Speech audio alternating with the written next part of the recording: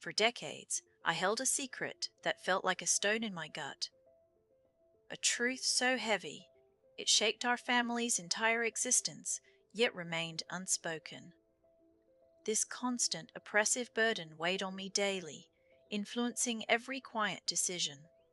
My late husband, Arthur, had a secret daughter, Clara, born from a brief, foolish affair before we married. He never acknowledged her, never offered support. She was a ghost he chose to ignore, a life he simply wished away. When he wrote his will, Clara was completely invisible, erased from his life. Everything went solely to our son, David.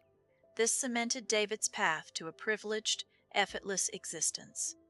This stark omission troubled me deeply, even then. I kept Arthur's secret, not out of malice, but from misguided loyalty. I wanted to protect David from scandal, preserve his father's good name, and keep a fragile peace. The thought of breaking that silence, of revealing such a painful truth, terrified me for decades. David grew up believing his father was flawless, his inheritance a simple stroke of good fortune. He built his own successful life on that foundation, a life he thought was entirely his own making. He was proud, perhaps too proud, of his untroubled lineage. His perfect world felt so solid, unshakable, built on what he believed was pure truth. David exuded an air of effortless superiority. From his grand house to his high-powered executive job, he presented himself as the man who had it all. He spoke often of integrity in business, quite oblivious to the ethical cracks in his own family's foundation. I watched him with quiet regret, still unable to speak the hidden truth. Then the first crack appeared. I found it years after Arthur's passing, in an old mahogany writing desk he had left to me. Tucked deep in a hidden compartment, beneath faded ledgers, was a single, yellowed, unsent letter. It was addressed simply to Clara. The discovery sent a jolt through me. I opened it with trembling hands. Arthur had written a full confession to Clara, expressing deep regret for abandoning her. But he never sent it, just held on to that letter like a tormented ghost. Its contents stirred a powerful, undeniable change within me. It dissolved years of my own self-deception. Reading Arthur's words, I felt old guilt and a new, sharp clarity. The timing was strange. Just weeks earlier, David's perfect world had begun to wobble. His business, once unassailable, faced a major legal challenge. He'd become withdrawn, his confident air replaced by a worried line around his mouth. He was losing sleep. And then a woman arrived at my door. She was Clara, Arthur's daughter. She looked so much like him, it took my breath away. She had learned the truth of her lineage, not from the letter, but through an old acquaintance who'd stumbled upon documents. She wasn't looking for money. She sought a connection, for understanding of her hidden past. Meeting Clara, seeing her quiet strength and her father's eyes, solidified my resolve. The time for secrets was over.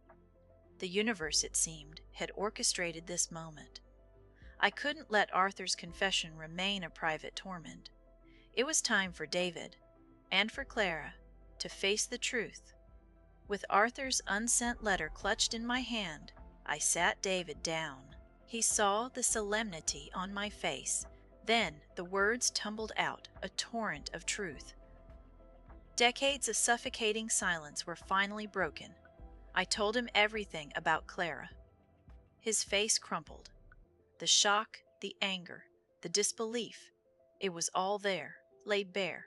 His father, a betrayer. His entire life built on a lie, on someone else's exclusion. The inheritance, now tainted. His perfect life unraveled decayed. The legal battle over David's business intensified, complicated by Clara's existence and the implications of the truth. The town whispered, their gossip swirling. David faced not just financial hardship, but the shattering of his idealized family image. His world was truly falling apart. For me, though, it wasn't about vengeance. It was about balance.